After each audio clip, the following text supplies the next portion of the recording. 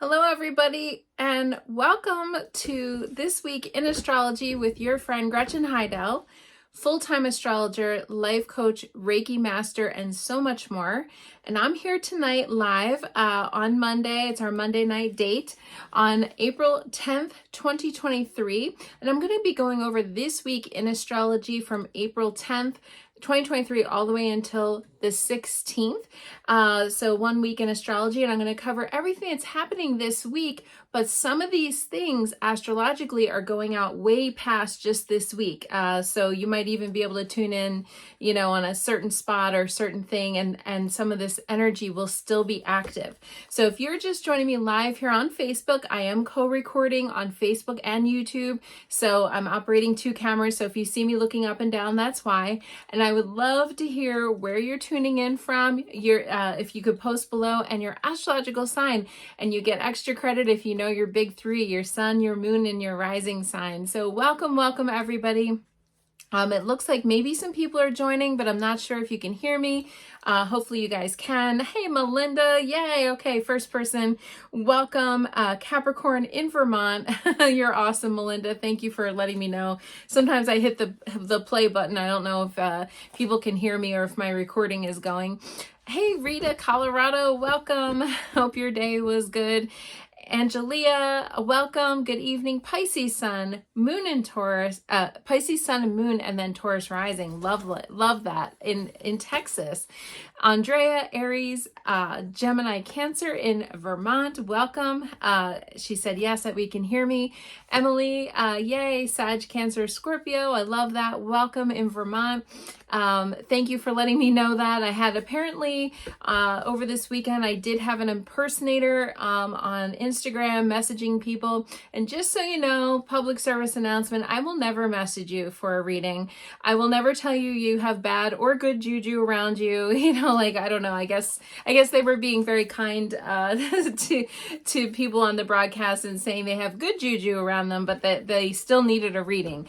So I will never text you for that. I will never message you, and I'll never ask you for money. So don't do that. Yes, I know. Amir, Taurus, Cancer, Moon, Sagittarius, and Sagittarius rising. Welcome. Yes, Almir said those people are obnoxious. They really are. I've had, I guess, there's that old-fashioned saying, flattery's the best form of copy is the best form of flattery. Well, I guess I'm getting flattered because I've had 4 or 5 maybe now impersonators on Instagram, and I really hope they start regulating that soon. But thank you for letting me know, because then I can contact Instagram and get them to take it down. So thank you for letting me know. Hey, Liz, welcome. Sun in Sagittarius, Moon Pisces, and Scorpio rising. Welcome. Rita, Virgo Sun, Capricorn Moon, Libra rising. Yay! Bundle of fun, she said. Welcome. Okay, so if you're just joining me live, I'm going to be going over this week in astrology from the 10th, April 10th, all the way until April 16th. So I'm just going to dive in. We did have Easter weekend, and also last week was Passover. So happy Easter, happy Passover, or happy Ostera, if you whatever you guys celebrate. Happy that.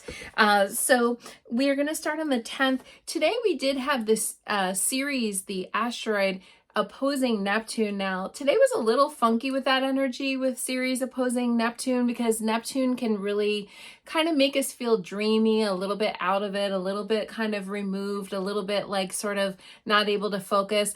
And Ceres is how we nurture others, and also our food, our nourishment, our nutrition. So if anybody out there suffers or knows somebody that suffers with some kind of a eating disorder or food problem or any kind of thing, I actually had a little bit of a food over this weekend. I had a little bit of a food interaction problem, and I wasn't attributing it to it until I was writing today's forecast, and I was like, oh yeah, I kind of had a little thing over the weekend with my tummy. So if anybody has any of that can be very active right now. Now the peak or the height of it is today, actually during this broadcast, 8:52 p.m. Eastern time. So we will be feeling the height of it as we are speaking. But then and luckily it's going to be dissipating. Now, I have some super good news this week, probably the best news out of all of April, for sure. And that's when tomorrow, and we're in the bubble of it, okay? Because you know what I always say, basically it takes a little bit for these astrological transits to kind of come up. There's a peak and then it goes down. So this Ceres opposing Neptune thing that happened today, or is happening today on Monday the 10th, was peaking over the weekend, peaks today, and then kind of, you know, the rest of the week will be coming down from that. But the nice thing and the best news that I have for this month and really this week is tomorrow on April 11th, the sun is going to form a conjunction with Jupiter. Sun conjunct Jupiter is considered to be one of the very best transits, I think, out there. It does happen one time a year, unless if Jupiter is retrograde or something, but I don't even know if it would really repeat because the sun never goes retrograde. So I'm not even sure that that would even be able to happen. I'd have to look that up. So sun conjunct Jupiter in Aries, okay, is happening. So any Aries out there, if you are, or if you have any Aries in your chart, this is going to be happening at kind of towards the end of Aries. So if you're born right now, lucky you, because you know you're getting that right on your sun, your natal sun. So that's going to be happening. The peak of it, the height of it, the maximum that it's going to be is tomorrow on April 11th, Tuesday at 6:07 p.m. Eastern time, or 3:07 p.m. if you live out on the West Coast. And that's a beautiful thing. However, tonight, right after this broadcast is over, the moon is going to get involved, and the moon is in Sagittarius right now at the time of the broadcast, and it's going to highlight that Aries energy. They're going to form a trine with each other, which it's basically a fire sign on top of a fire sign. So that's a really lovely alignment, and we're going to be doing that. Now, I cannot condone gambling or be responsible for any losses. However, if you wanna throw me extra if you win, it would be good. And that is, I always say this is a good luck, good fortune, optimism. If you want to pick up a lottery ticket, if you want to kind of get a little scratch off or something like that, it wouldn't be a bad idea, because especially if this is taking place in your second house. And how do you know if it's in your second house? Well, you know, you'd need to know where your rising sign is in order to know where that is. But that would be wonderful. Usually it's Pisces rising. If you have a Pisces rising, then this Aries would be in your second house, and that's money, honey. So that can be good luck, good fortune, optimism, expansion. Jupiter makes everything big. The sun, if you think about the two largest kind of objects in our solar system, it's the sun, which is a star, and then it's Jupiter, which is a planet, and it's the largest planet that we have. So those two are going to be, you know, forming an alignment, and it's going to be a very positive one. Jupiter is good luck, good fortune. Now, the only caveat with this is too much of a good thing, because Jupiter can increase, right, whatever it's kind of working on. It is in the sign of Aries, which there always is a danger with Aries that we could get a little too fired up, maybe a little angry or aggressive, and those types of things. Because remember, Aries is ruled by Mars, the god of war. So there's always that sort of energy of that Aries kind of activity. And there unfortunately was another shooting today. It seems like every time I'm doing a broadcast, there's some kind of a thing, but that is anger, it's aggression and all that. So unfortunately, there's always that kind of caveat. Every single sign has either a positive side or a shadow side, which is basically, the shadow side is kind of the side that comes out when we're too hungry, angry, lonely, or tired. I always say halt, hungry, angry, lonely, or tired. That's a saying that's actually, I think, born out of Alcoholics Anonymous, but it's always a good thing to use in life. You know, if we're too hungry, angry, lonely, or tired, then we need to halt is the acronym. And so I've heard it with an S on the end, like sick or stressed, are the other two, the S on the end. But, you know, in other words, we're not ourselves. And so if that's the case, then Jupiter could make that bigger too. So keep it positive. Keep it positive. And it's a good thing because that'll help us. And if you are a fire sign, Sagittarius, Leo, or an Aries, you will definitely be feeling this. Air signs also will get a boost, which is a Gemini and Aquarius. However, if you're a Libra, this is opposing you. You are an air sign, and yes, that could fire you up, but maybe not in a great way because you're feeling the stress of this transit. Even though, like I said, it's a positive transit, but all things in astrology are paradoxical. They all have a positive side, a light and a shadow. You know, there's always some kind of a paradoxical thing. So yes, it's Aries. Yes, it's go big or go home energy, really. I mean, that's this. So this is a good time to submit your application, to apply for a job, to go for, you know, kind of reaching out to somebody you have a crush on, or, you know, any kind of thing that you need a little, you know, Aries is very good for giving us a little bit of courage and a little bit more ability to speak up for ourselves, or a little bit more. Now, like I said, it could tip, and that could be the anger side of Aries, but really this could be very good if we need a little extra confidence and a little extra boost. So if you want to apply, put in your application, like I said, submit a report, you know, whatever it is that you want to do, succeed at, this is the day of the month, tomorrow. And again, the time is 6:07 p.m. Eastern time, 3:07 p.m. if you're on the West Coast, and that will be a really good and a really positive thing for you. Because also keep in mind that we want to do these things before Mercury goes retrograde. Officially, I believe it was as of yesterday, officially we are in Mercury's shadow period. The pre-shadow period has begun, and so Mercury retrograde is Mercury is getting ready to stationary retrograde on April 21st, and that will happen on that Friday, April 21st, 2023, 4:35 a.m. Eastern time. So we want to be doing that. And the other piece of this is not only is Mercury retrograde coming, but also eclipse season is coming. That's where the new moon and the full moon, the next new moon and the next full moon, are going to be eclipses. They always come in pairs at least. Sometimes they come in a trio, but this one's only going to be a pair. I say only, but you know, eclipses are tricky.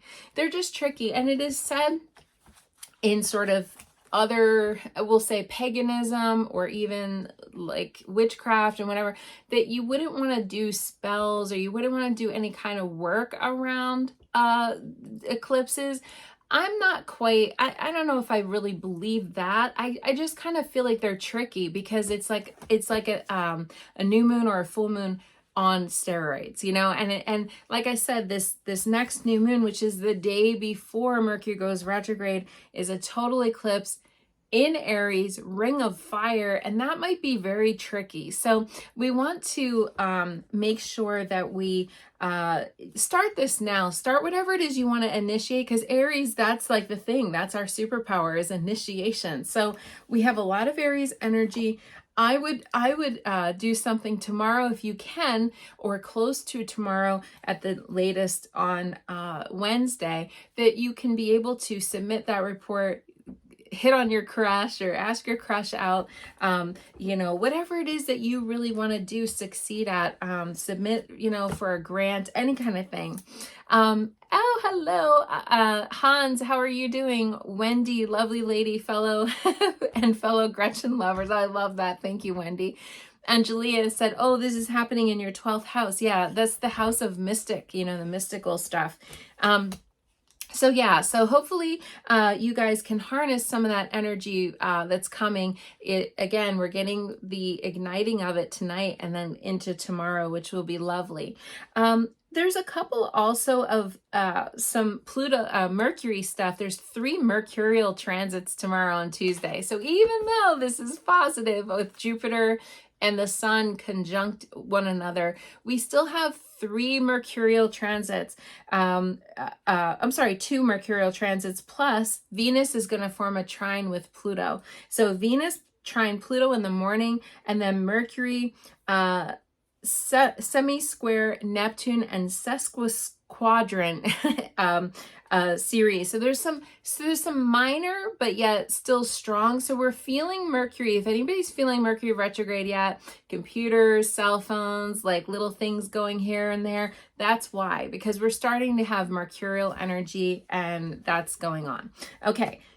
The other big news that's happening tomorrow, and this is a 1 month long thing, and you guys probably have heard me talk about these before, but Venus is on the move. And speaking of Mercury, Venus is moving into Gemini, which is a Mercury ruled sign.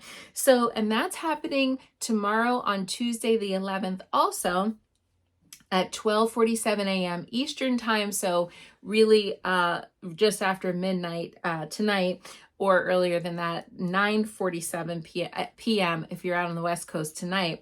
But Venus is going to have a new sign that it's going through. Now, we just concluded, finished, wrapped up Venus in Taurus. And Venus in Taurus is a very comfortable Venus sign. Venus is all about love and beauty, and she's Aphrodite and all that stuff. And Taurus is ruled by Venus. So it was almost like Venus for the last month was at home in her sign. And why is this important? By the way, you guys, like and share, and hit that like button, because that gets the algorithm moving, and people then will know that the broadcast is live. But why is that important? Is Venus rules over our love life. Venus rules over our finances, love and money, honey. These are two things that are very important. And in the sign of Gemini, which is an air sign, anybody out there know what your Venus sign is? Venus in an air sign is much more flirtatious and much more kind of likes to interact and be social, going out. So if you are kind of like a wallflower, or if you've like been more home lately or whatever it is, and you're waiting for your betrothed and your lover to fall from the ceiling and come out of the sky, this might help you to get out, because Venus is in a very sociable, Venus in Gemini is definitely, when you think of the twins, Venus, this is like a 2-for-1. Gemini is actually, I don't know if you guys know this, but the tarot deck, the Lover's card is said to be Gemini.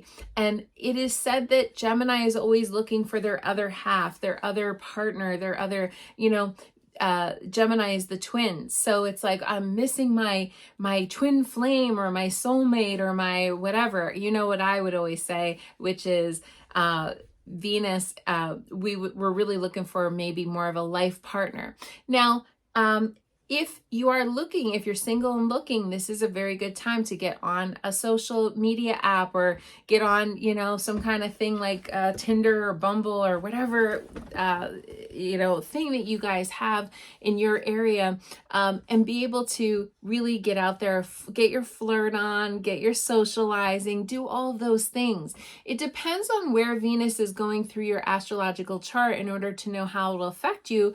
But it also, if you have Gemini in your chart, then, or if you have any planets in Gemini, then it's something that you can lean into.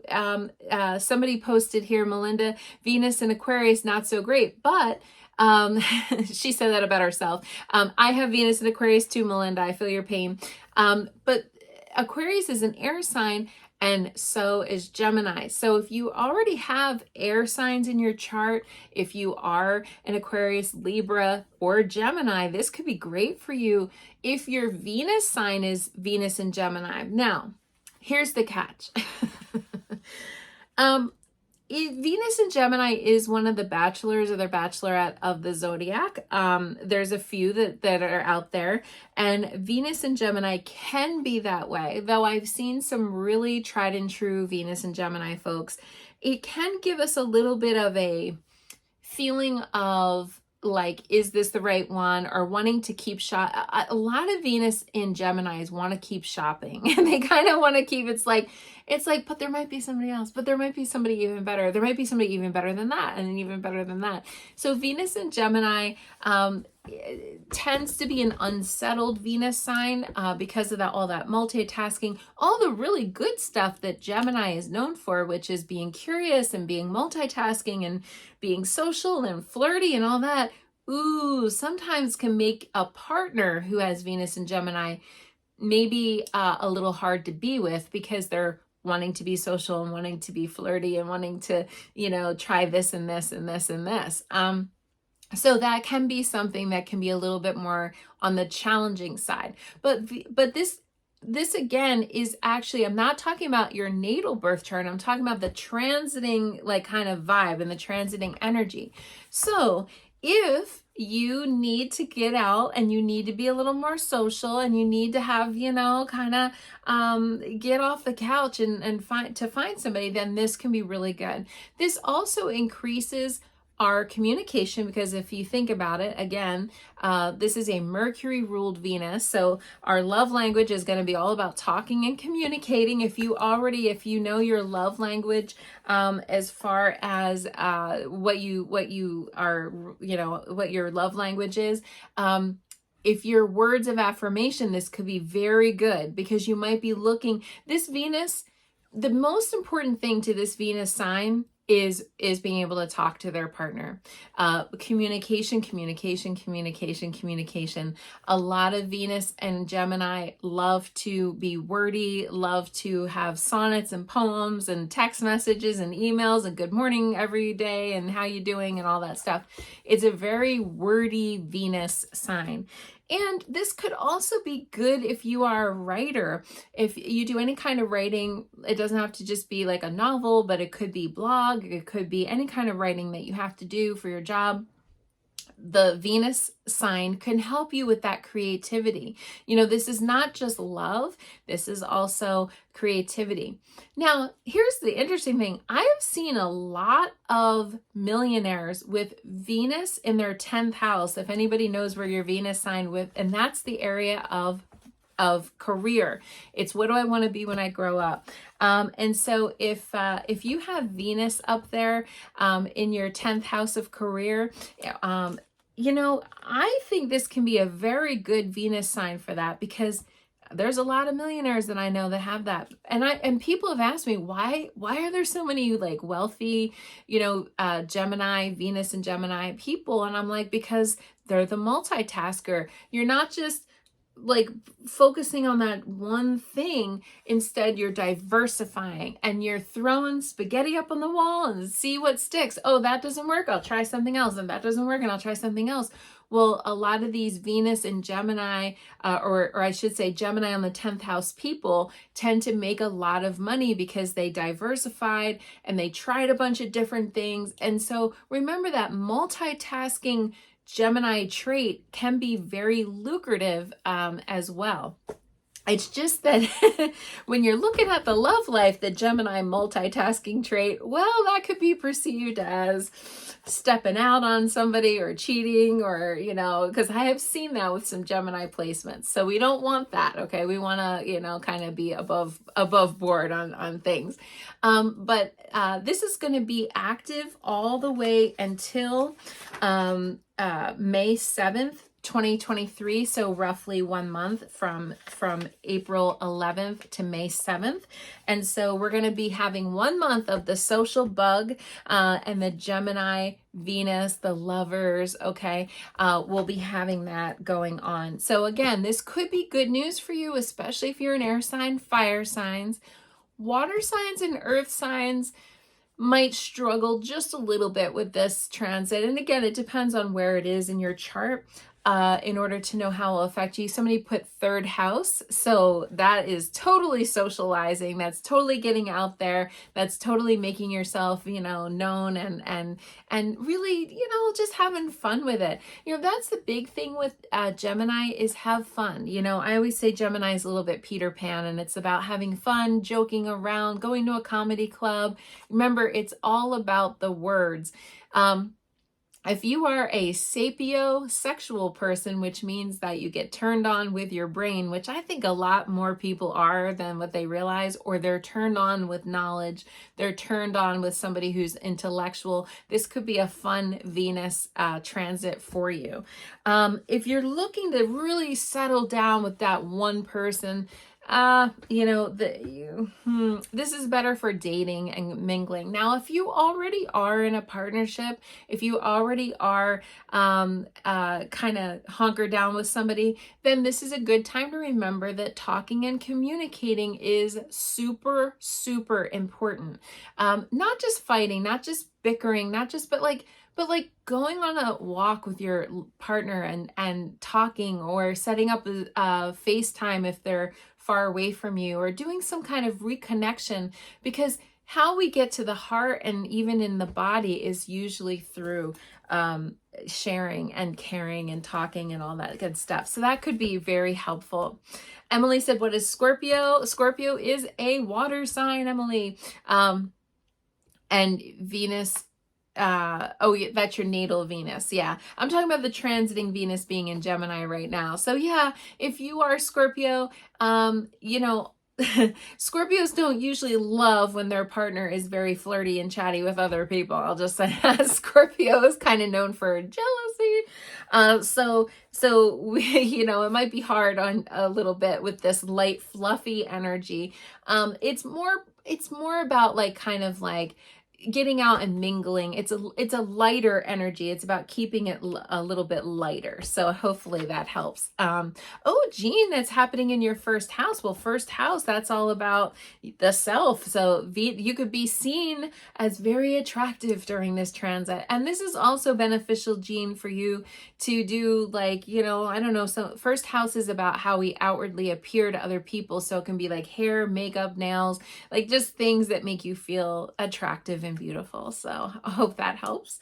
So this could be fun. Again, if you have, it doesn't look like we have any natal Venus and Gemini people, but if you have this, you'll have your Venus return, which means Venus will be on your natal Gemini, and that could be fun. That's definitely a loving love on love, really. Venus having the transiting Venus on top of your natal Venus is love on love. And every year we have a Venus return. So it depends on what your Venus sign is in order to know how that will affect you.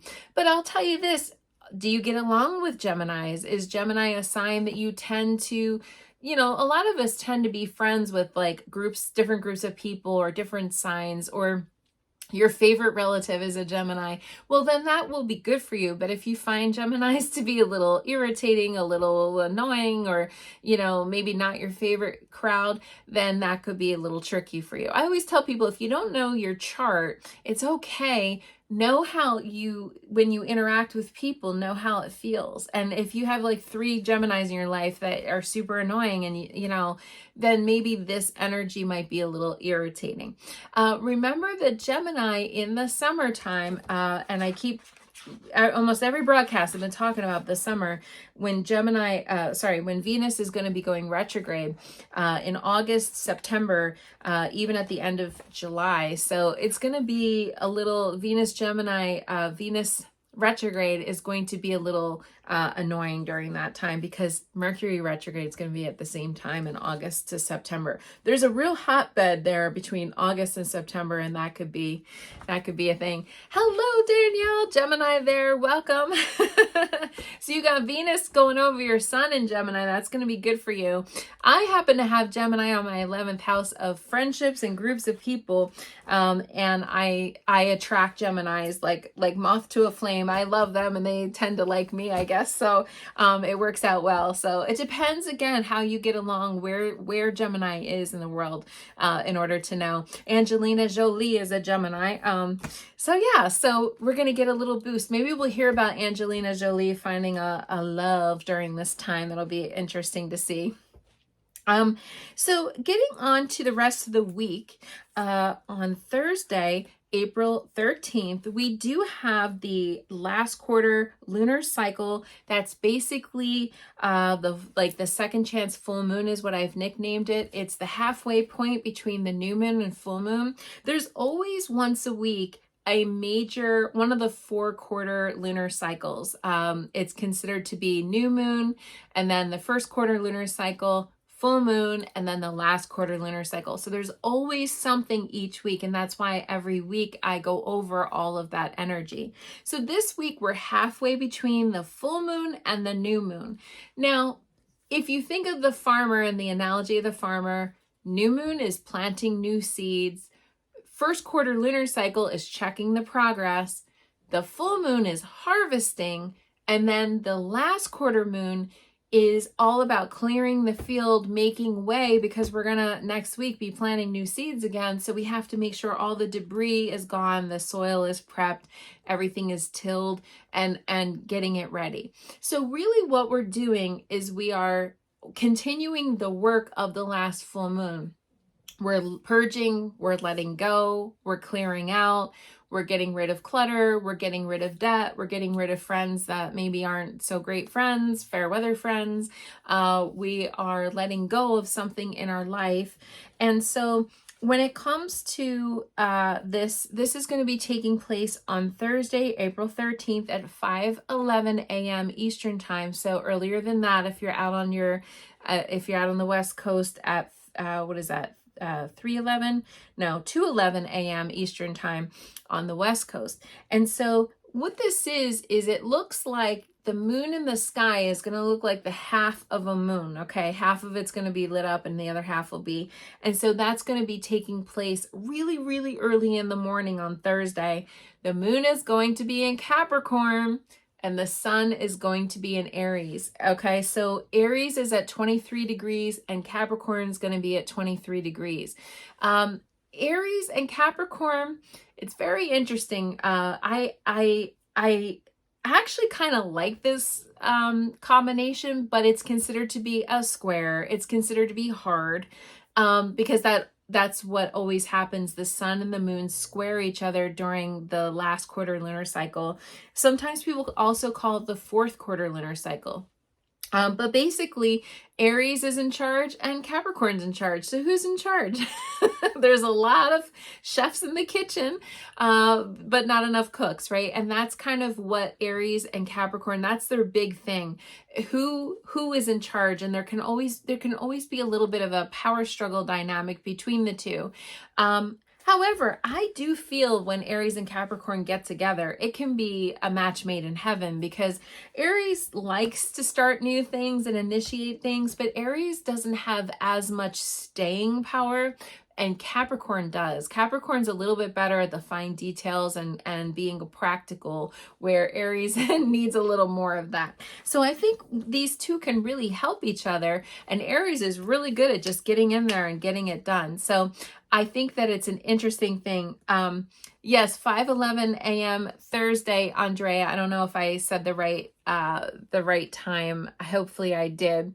And no, we are not burning any lists right now. This is the last quarter lunar cycle. It is not the full moon. The full moon was last week. However, if you missed the full moon last week, and that was on last Thursday, the 7th, if you missed that, you can burn your full moon, your new moon manifestation list, because I nicknamed this event, and it comes once a month, the second chance full moon. So if you didn't burn the list the week before, you can burn it now, because next week, like I said, on April 20th, we are going to be having a new moon, but that's going to be a really, that new moon looks, I've been kind of like, sometimes I get these, when I look at my calendar, I get these like feelings around different things, and that new moon to me looks ugly. I don't know why. It just doesn't look friendly.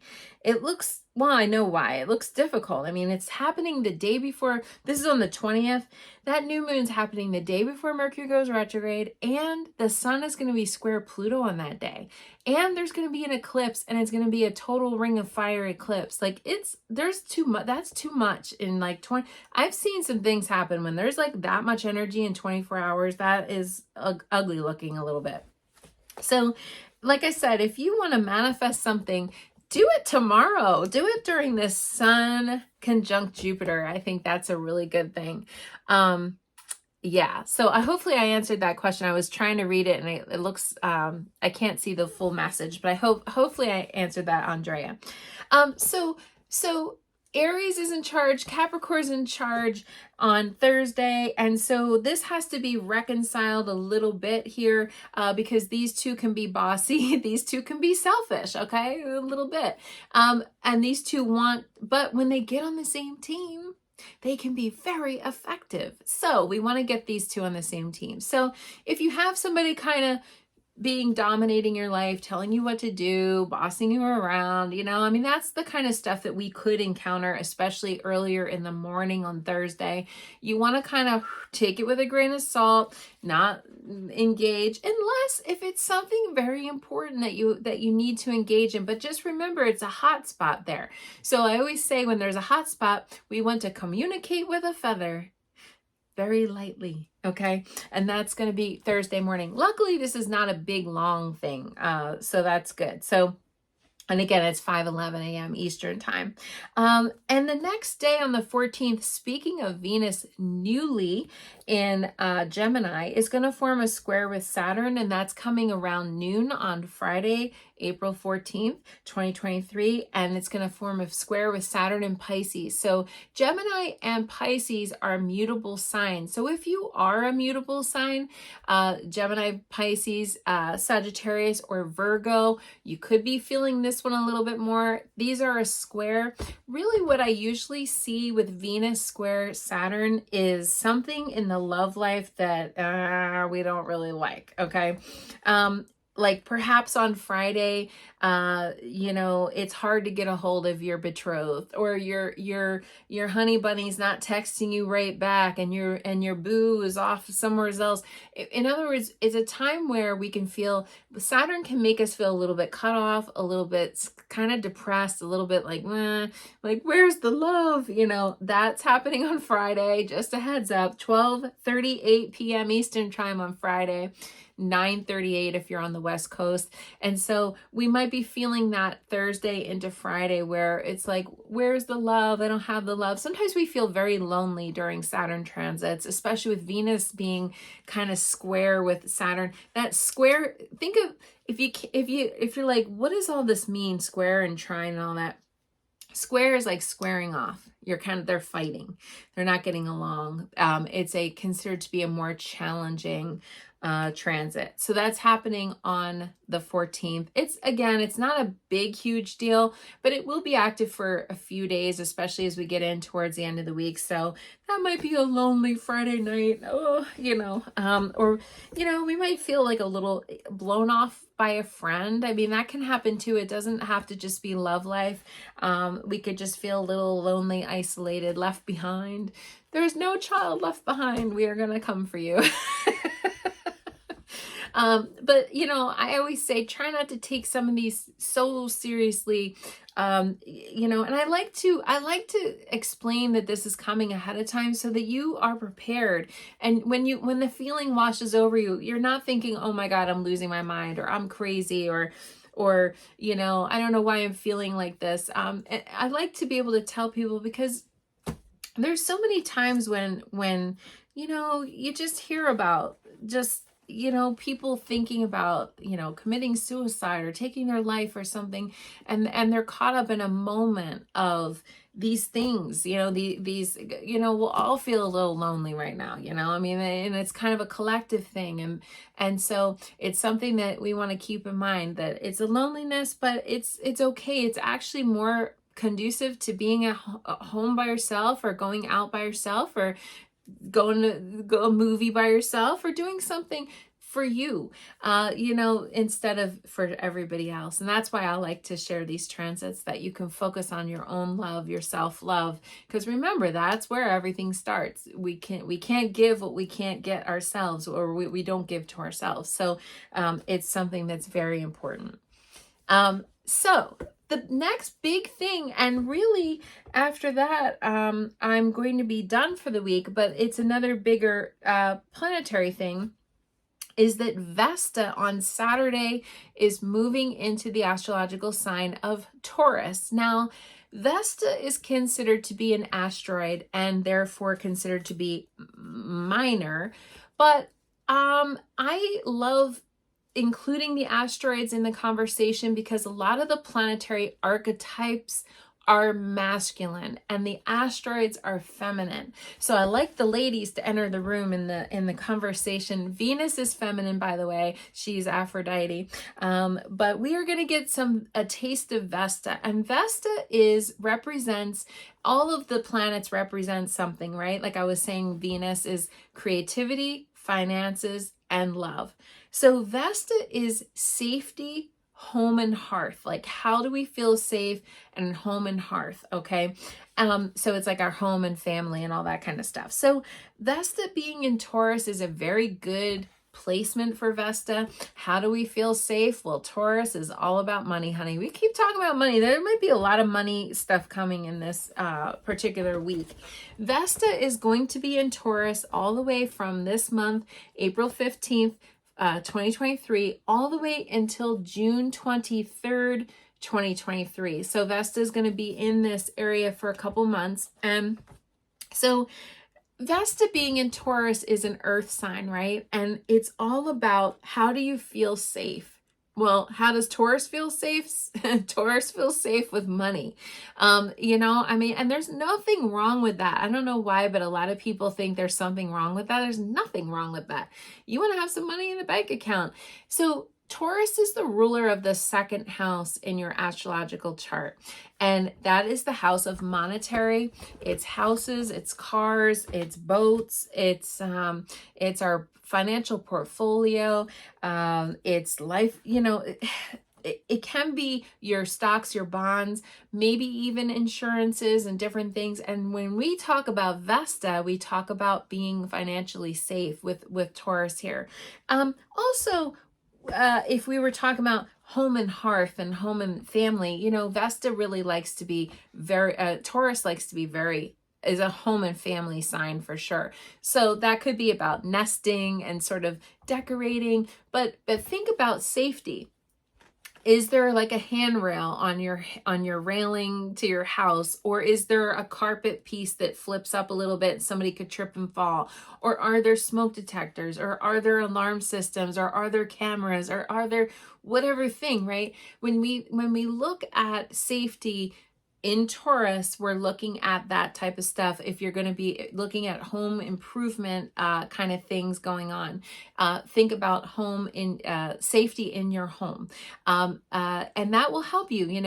This is the time. It's going to be in there for 2 months, so it's about updating. Maybe it's your yearly time to put the batteries in the smoke detector, update those in some way, or put a fire extinguisher underneath the sink, or something in your home that you can sort of concentrate on and have that be safety, a latch on the window, or, safety, those child safety things on the kitchen cabinets, whatever it is.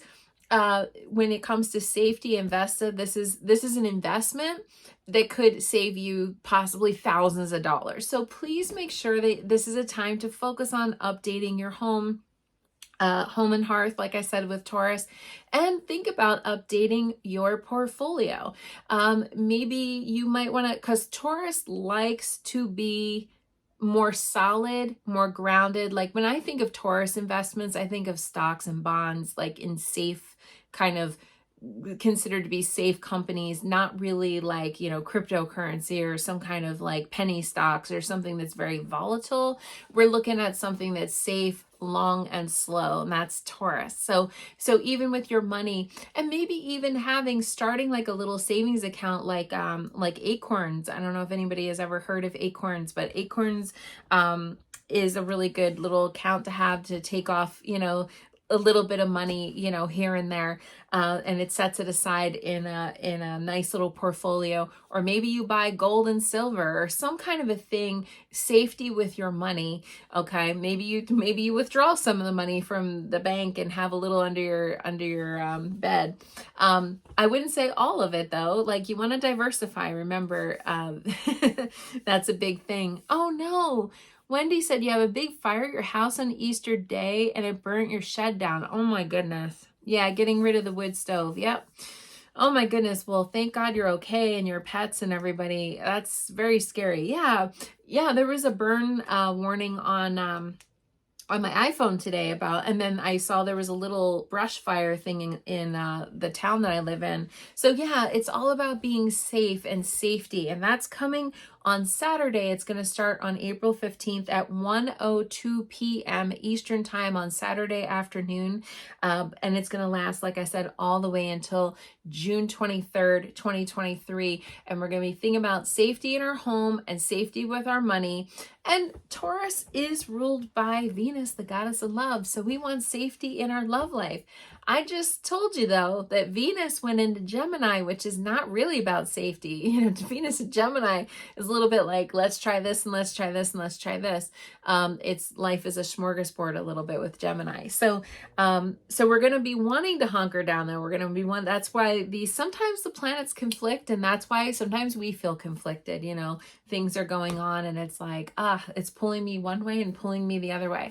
But at the end of the day, we need to be safe in our home. It was interesting. I had a client one time.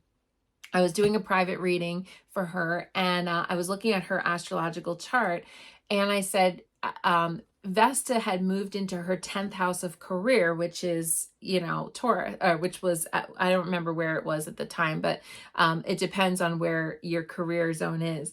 But I said Vesta, and I said, well, because she was asking me a career question. She said, what am I going to do? I said, well, right now you're really focused on safety in your career and being safe. And I went over all that stuff with her, and she said, oh my gosh, I just updated the entire security system. I did all these alarms. I did outside, what do you call those, motion detector lamps. And she's like, I just updated all of like this safety stuff for people to come in and out at night, and, you know, so they wouldn't trip and fall and things like that. So I thought that was very interesting. I don't think we talk enough about Vesta. Vesta is a very interesting thing. So we want to be safe. We want to be safe in our home, safe in our career. Wherever Vesta is in your personal chart, look to see where Taurus is, and then you'll know where Vesta is going to be for this next 2 months. And that's going to eventually, at some point closer to the end, probably around the end of May, Vesta is going to form a conjunction with Uranus. And boy, I can't think, those two are very different. I mean, Uranus is definitely not safe. Uranus is destabilizing, and Vesta wants to be safe and hunkered down. So that's going to be an interesting time, and I will keep you updated when that's coming. But like I said, it's going to be more towards that end part of it.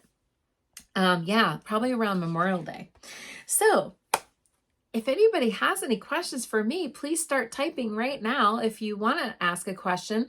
I am going to just quickly do a recap, and I'm also going to pull a card for the week, unless if people start asking some questions. Oh, Naomi, kiddo's been very tired. Sorry. Yeah, so we have a lot going on this week. It's going to be a busy week, but it's nicer than next week. Now, at the end of next week's going to be a little, there's a trouble spot right there. The 20th and 21st. I'm sorry to anybody that has a birthday during that time, but we'll celebrate your birthday, but not those astrological events. Those events are a little not fun looking. Okay. Hey, Kelly, welcome. Naomi, let's look at your kiddo.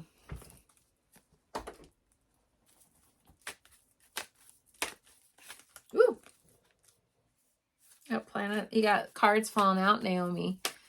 Oh, he's the 20th. Let's see. Well, right now, Mercury is going to be right on his sun. And it's slowing down. I always feel this. I don't know if anybody else out there feels it, but when Mercury gets in the pre-shadow, I feel that the most. I feel that more even than the Mercury retrograde itself, and even the post-shadow. That's me personally, but I always feel that more. I feel like I feel like it is like a slowing down. It's like it's like everything's just slowing down. So yeah, so I hope that helps. What do you need to know about your kiddo? Oh, wow.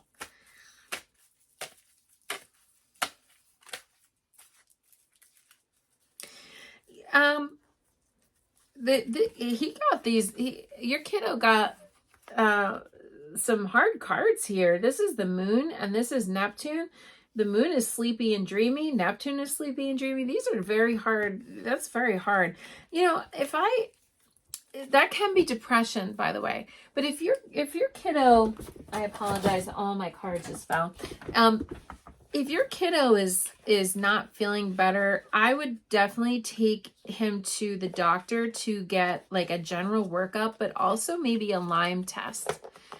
I don't know. I'm just getting like a hit on something there, that there could be like a Lyme problem. I don't know. There's something going on with him, but this is heavy. These are heavy cards for a little kid to get. Like, that's like just, that can be depression. That can be, but I don't know. I'm getting like there might be something else physical, like on a physical level, that not just a mental health level, but a physical in the body level. Oh, Kelly said her brother had Lyme. Yeah, was in the hospital. Yeah. Yeah. So I would, if everybody can say prayers for Naomi's little boy tonight, that would be lovely, because I feel like he's needs it. Oh, Emily, no. Emily said, quitting my job and starting a solo therapy private practice. Last day of work is 4/21. Emily, can't you move that up or move that out? Yeah. All right, let's see. What does Emily need to know about her? When did you give your notice, though? Did you give your notice before then? I can see you're moving. It looks like you're getting the card of moving here, which can literally be like even in a work situation, it can be literally moving to a new location, or you're doing like, you know, sessions out of your house or whatever kind of thing it is, but you're moving to a different thing. But you have like, there's all these like doubts, fears, and worries around this. Like the cards are looking a little anxiety-ish. So what does Emily need to know, really? Like, what's the truth? Because the cards are saying you're kind of freaking out.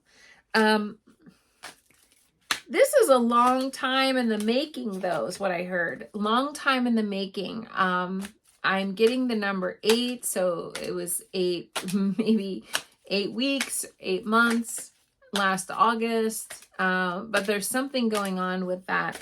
And you feel very like open and vulnerable, and just kind of, oh, you have to give 4 weeks notice. Okay. Yeah, I'm getting the number 8 with it, though. Like, I don't know. I feel like it was going on for a long time that you wanted to like leave this career. But you're like freaking out. Like a lot of the cards are fear, worry, scared, like you're just going to be alone and nobody loves you kind of a thing. And I'm just chuckling a little bit because I don't think it's true. You're feeling extremely vulnerable, very open, very raw, very like, I'm not sure what to do. Like you kind of almost just want to run and hide and just escape and be out of this thing. Maybe because your job was very stressful, you're getting the card retreat. So it definitely means, hopefully, that you scheduled a little break in between. Did you schedule any bubble of a time? Because this is saying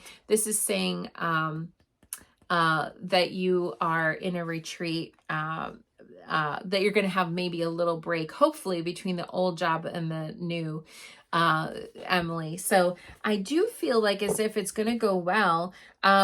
In fact, you've been getting a lot of divine guidance and messages from your spirit guides, your guardians, your angels. The ideas you are receiving are heaven sent answers to your prayers. So actually, I do feel like as if it's something that is going really well. Kelly asked if I'm reading her. No, I'm reading Emily. Asked a question about starting a new practice on her own. And yeah, Emily, I really do feel like you're going to do this. I feel like it's good. I feel like it's positive. I feel like you've been getting these messages for a while now, and you've been kind of like fearful, worried, pushing away, like almost like, I can't really do that. Like I have to stay in this real job with a real paycheck and a real thing.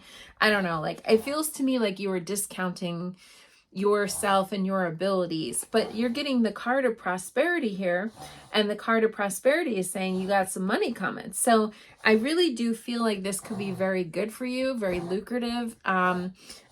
Just know that it is a pain in the neck with insurance billing and all that. You're going to have to handle some of that. But it does feel like as if it's going to work out eventually. I hope that helps. Emily said yes. Good. Here's my question.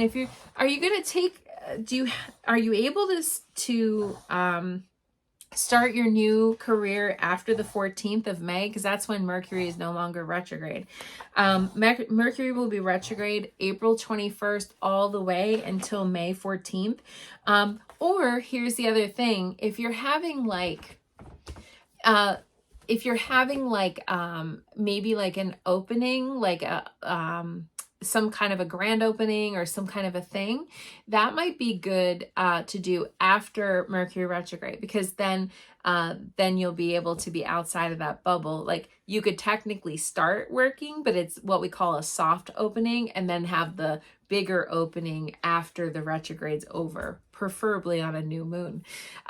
So I don't know if that gave you any help or value, but if you did, give me a like, a thumbs up and a like, because that would be awesome.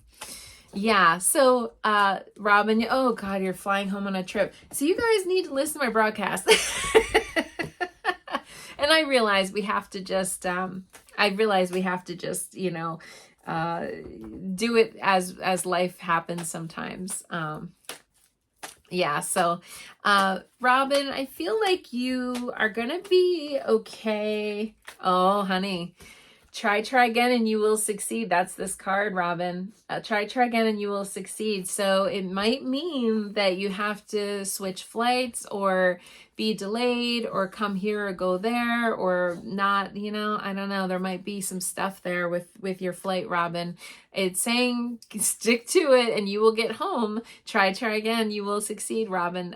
But might be dicey a little bit. You might have to literally put effort into that. Because that's that card. Sorry.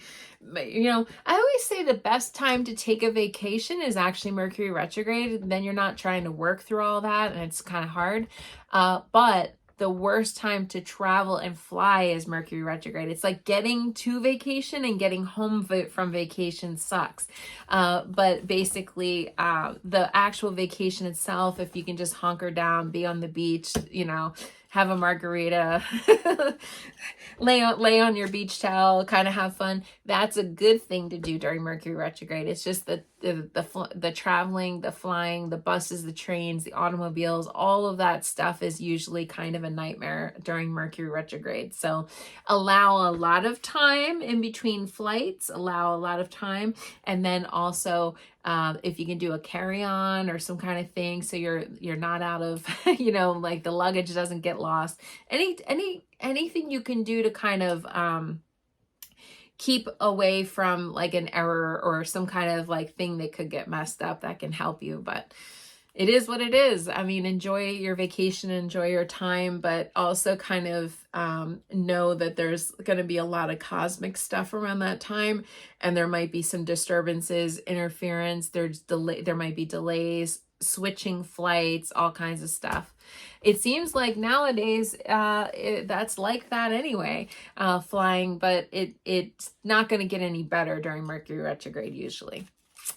Okay, everybody. Well, I hope that helps. That was this week in astrology. Very quick to recap, and then I'm going to pull the card for the week, so don't go anywhere. The recap is today we had Ceres opposing Neptune, which kind of made us feel a little bit lost and dreamy and floaty. Tomorrow on April 11th, we have that fantastic best day of the whole month, Sun conjunct Jupiter, and that's tomorrow on the 11th. Also tomorrow on the 11th, Venus is moving into Gemini for a month, and that's our love life. So we're going to be getting our social on, our flirt on, our social media on. All that stuff is very Gemini, Venus and Gemini. And then on Thursday, we do have the last chance lunar cycle. The second chance full moon is what I call it. And that basically is where the sun and the moon are going to be square each other. So that's a time of clearing, finishing out, releasing, letting go. Okay, and that's on Thursday. And then on Friday, we do have a little lonely, isolated, Venus square Saturn. Will be fine, but it is a little hurt feeling thing on Friday. And then on Saturday, we have Vesta moving into Taurus for a whole month, for 2 whole months. And that's going to basically be, where's our safety? Taurus is all about home, the hearth, and also finance. And so we're going to be looking at how can we improve our safety pertaining to those things. So I hope that helps. So universe, angels, spirit guides, and guardians, what do we need to know collectively in order to navigate these energies successfully for this week? What do we need to know in order to help us during all of this planetary onslaught? What do we need to know? Oh, we're going to help children. Helping children. So this card is part of your life purpose involves teaching, guiding, and helping young people. So it can be literally young children in your life. It can be animals that you love as children, and it can also be our own inner child. Okay, so what do I mean by inner child? It's our inner 2-year-old or inner 5-year-old or inner 10-year-old. Okay, are we helping ourselves, helping the children that are in our lives, whether they're children, grandchildren, nieces, nephews, the neighbors' kids, whatever, helping somebody that's younger, or even mentoring somebody who's just younger than yourself in their 20s or maybe even 30s, but they're younger than you. And so this card is about serving as a mentor, helping our youth, our families. And also when it comes to all these school shootings, let's stop doing that. Okay, let's stop. Let's help our kids. Kids right now need our love. Oh my God, our kids right now in society, and I say this, I guess now as a older lady, that I mean, we need to help our children, help the young people in our life and our families, and also our fur babies that we look to as our children. Helping them, guiding them, and teaching them with patience, with love. Ooh, we have to have patience sometimes. Not easy, because kiddos and animals, when we talk about this planetary stuff, think about this. As adults, we can barely maintain ourselves. And those kiddos are more raw and more primal. And especially those animals are very primal. They react just like we do to all these planetary things. So we have to have patience with them sometimes. I mean, it's hard. It is hard. Sometimes you just want to be like, knock it off, but it's hard. And so remember to be gentle, to guide them gently and to teach them gently, as we should be guiding and teaching and being compassionate and gentle with ourselves and our own inner child. And by the way, what have you done lately? I'm going to challenge you guys for this week. What have you done lately to help your own inner child to play, to feel alive, to feel part of the universe? What would you do if your own inner child,